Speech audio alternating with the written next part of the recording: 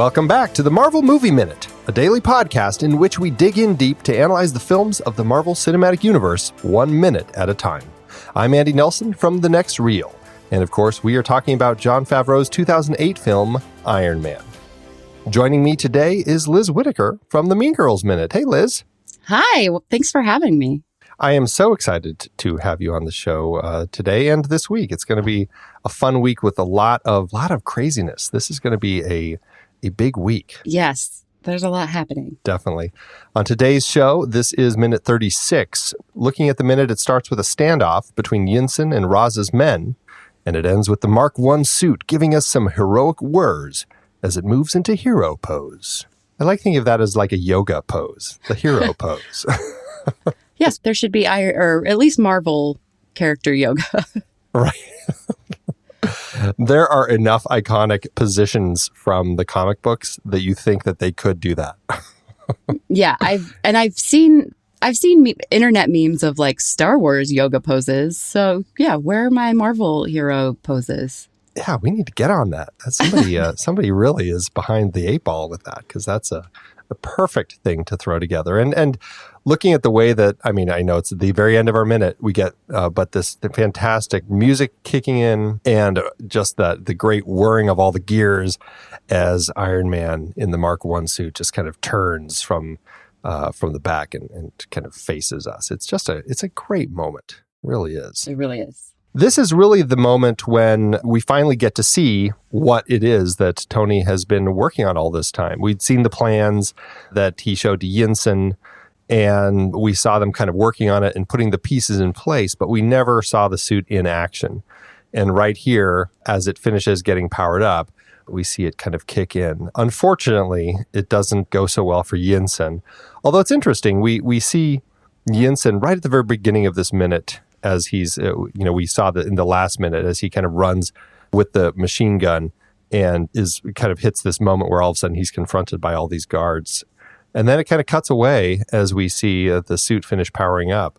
It leaves us hanging in an interesting way that the script gave us a little more. In the script, we actually have a moment where Tony hears the shooting of Yinsen. And I wonder if that helps or if it's fine the way it is. The script actually says, Tony's POV, trapped in the suit, watches the loading bars on the laptop get close. Suddenly, multiple bursts of gunfire. Tony throws a look. Silence. And that's the moment. Do you think that helps at all? Or do you like the way that it plays with kind of this shooting of Yinsen here? Well, I think if I had seen this movie more recently and wasn't starting the minute where I was, it wouldn't help very much. But as it was, I sort of forgot that was Yinsen that we opened on. I'm actually not sure I even saw him in the foreground because I was paying attention to what was going on, what he was facing. But I think if I think about it in terms of the movie as a whole, I think it's probably fine without it. I mean, Tony has to know that if there's fighters coming in, that they came past Yinsen and that he didn't just let them go willingly. Yeah, and obviously Yinsen was trying to buy him some time, and Tony didn't want him to go, but Yinsen ran out, grabbed the submachine gun off of one of the dead guards, and then ran down the hallway. And obviously that was not part of the plan, as Tony said. And so I think it would really come as no surprise to Tony that Yinsen does end up getting shot, because here they are in this cave. Who knows how to get out? There's obviously a lot more guards here than there are them. It's just the two of them. So I think in the end, I don't think it's going to be a surprise for Tony that Yinsen unfortunately gets killed. Yeah, I think that it may also put us a little bit too much in Tony's head when what we really want to be focusing on is this marvelous machine that he's created, or this marvelous suit he's created. Later, I will definitely be in the head of Tony, but right now I want it to be Iron Man. I want to be thinking about Iron Man and not actually Tony Stark. Yeah, and we don't really see Robert Downey Jr. in this, and it actually made me wonder as I watched our minute here if Robert Downey Jr. is ever actually in any of these shots that we're seeing, because we clearly have Iron Man, the Mark I suit, walking around and taking out guards and stuff. But it did make me wonder if Robert Downey Jr. ever actually got in the suit. according to the behind the scenes, he actually did try it out. He kind of walked around. He really wanted to do as much as he could, but it's such a heavy suit that he only ended up doing it in a few shots, I think. And largely it was the shots when he's later dealing with Yinsen and the aftermath. Yeah, stationary shots. Right, exactly, where he doesn't have to move a whole lot. I think there was one shot where he's in it. In fact, I think it's the very first shot when he hits the guard. Kind of his light lights up the guard's face and then he smacks him. I think that shot was, from what I could tell from the behind the scenes, that looked like it might be the one time that Robert Downey Jr. was actually in it as this Mark I Iron Man. Otherwise, the bulk of it is actually, he had a number of Iron Man stunt doubles, Richard Citrone, Mike Justice, Oakley Lehman, and Daniel Stevens, but Mike Justice is the one who is mostly the one we're going to be seeing in this Mark I suit over these next few minutes. But the guard that he does hit here, this very first guard, is in fact Tom Morello, who actually is a musician. I don't know if you're familiar. I do, yes. And now that you're saying this, it sounds vaguely familiar. Tom Morello is the guitarist in Rage Against the Machine. Yeah, like I might have heard this somehow. It's possible. It's one of those things where people saw him in it, and he had a lot of Twitter conversations with people. Yes, it was me. I was that guy who died very quickly at the hands of Iron Man. And he actually plays some guitar on the soundtrack. He's been very kind of off in the distance up until this point. This is kind of the big moment for him, though. We get to see him come in and unfortunately get the surprise of a lifetime as Iron Man lights him up and then takes him out. But he does get to, he gets a beautiful vanity shot. So it's very clear he was in it. Right, exactly. They light him very nicely. It was really weird, though, because I was like, Iron Man's, the RT device that he has in his chest, that little arc reactor, it's always on. It's not like it ever shuts off. And so it makes me wonder, I mean, obviously it's just for dramatic purposes and obviously Tony's trying to hide, but it makes me wonder, was he like covering it with his hand? Because it doesn't turn off. So, I mean, that's the only way he could get it to kind of go dark. So I was trying to figure out exactly what they were trying to suggest with the way that the light came on and off there. Or did it light up because he had just unplugged himself after powering up? But I don't know. But it reminds me of the conversations people had around Rogue One at the very end and, the hallway scene about how Darth Vader doesn't show up or you can't see him until he lights his lightsaber. But what about all of his chest gadgets? They're usually lit up. And I've heard people ask about that. He at least has, the Force can explain pretty much anything away. The Force did it. Yeah, he just called a veil or something. I don't know. He held his cape in front of it. Right. I like to think that he's like sneaking around with his cape held over his chest just to surprise people at the right time. I mean, he would.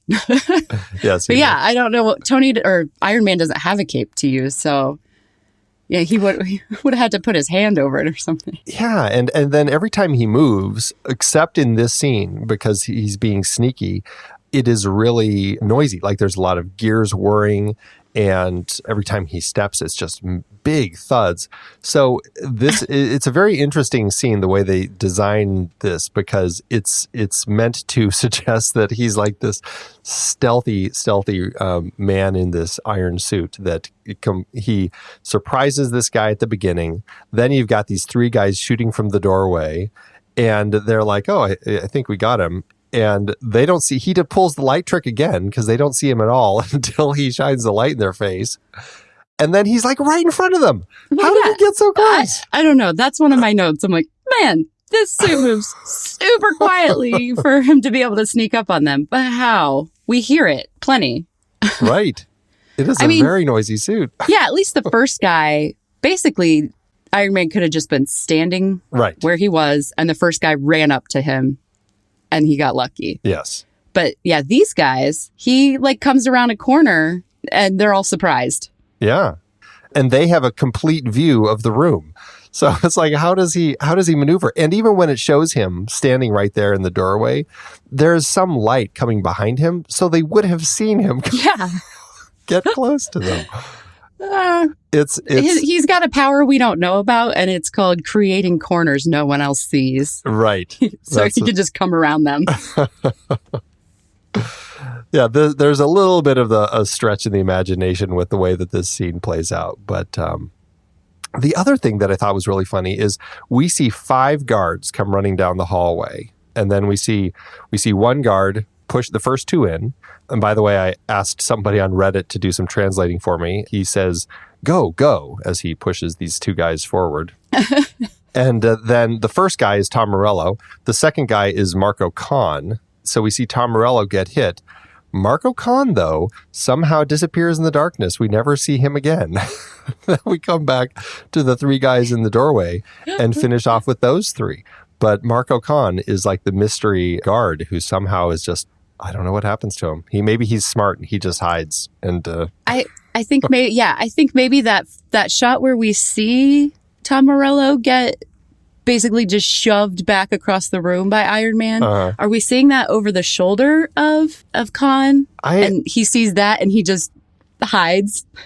That could be. We do see a shoulder in that shot. Although my thought was that was when we cut back to the 3 guards, I thought it was the guard on the left whose shoulder we were over. Because when the 2 guys come in, we see that Marco Kahn, he's got like a little white on his hat. Like he does, yeah. Yes. And so it makes me think that it's not him when we see the over the shoulder shot, because he's not wearing a white hat. Oh, you know what? It's definitely not him, because this guy also, actually I think it's the guard you were talking about. Yeah. Sorry. No, I really needed an answer to that. The other 3 guards in the doorway, they are played by Ido Moore. Ido Moore is the second guard to get hit. He's credited as Ido Ezra, but according to IMDb, his name is Ido Moore. The third guard to go is Ayad Albatar. He is an uncredited stunt performer, and I could not figure out who this guy was for the longest time. I finally pinpointed him by going through the credits. He's a guy who we saw earlier in the film sitting at a monitor with Raza as Raza was looking at the monitors. And for the life of me, I couldn't pinpoint who he was at the time. And I think at one point I actually even credited him incorrectly, but finally I figured out who it was. It's Ayad Elbatar. And he's the third guy to go. And I think that's the guy whose shoulder we're looking over. And then the final guy is Michael Hilo. And he's the last guard to get taken out as he is firing at Iron Man. And I gotta say, the sounds of the hits that Iron Man delivers to these 3 guys as he's kind of pummeling them, it just sounds really, really painful. Oh, yeah. I know these are the bad guys, but I still kind of feel for them. Yeah, right. Especially that last guy who gets like a direct punch, like right in the face. And it just looks like that's got to hurt. Coming from this big iron suit, I can only imagine what that's going to do to you, you know? Yeah, you're not going to feel good in the morning. What's interesting is Iron Man, we see that great shot earlier in the minute when Iron Man's hiding in the dark and Tom Morello's looking around. We get that rack focus to his hand, and we see that his hands are actually just in those gloves. They actually don't have like any sort of iron covering on his hands. And it does make me wonder if he's punching with his fists. Like, I feel like if you have an iron suit, like directing your hand into people, I feel like his hands are going to just get smashed to bits. Yeah, I think maybe he should be doing sidearm wrist knockouts instead of direct punches. Yeah, right. Which I think he does with the first 2 guards in the doorway that he does. He does the side swipes. But that third guy, he just does a direct hit, like right to him. And I'm like, that probably just like pushed his hand up into his elbow, the way that suit is constructed. It just looks awful. It just, when you think about that, it's just like, I can only imagine your hand getting crushed by all that iron force behind it. I also like that that's the only time we really see the glove, and the way it's lit, we can almost imagine that it is actually silver because where would he have gotten silver gloves? Right. It would have been nice little chainmail gloves, you know.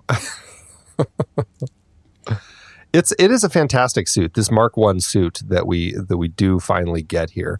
They did a great job of kind of capturing the essence of the first suit that he builds in the Iron Man comic. And it's got all these little moving parts, and you can see fans, and yeah, it's really cool.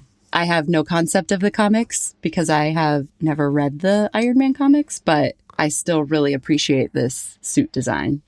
Now, I think most of what we're seeing suit-wise is the actual suit that the stuntman is wearing.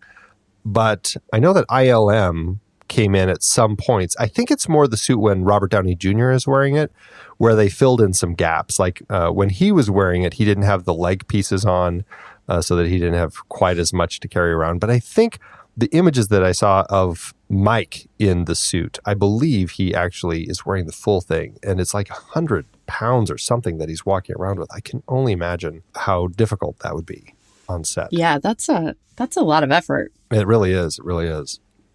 This scene that we're watching here, when he comes out of the dark and attacks the guards, this was day 12 of the production and day 12 in the cave. Since they started shooting in the cave, this is the end, actually, of principal photography in the cave. The second unit actually takes over.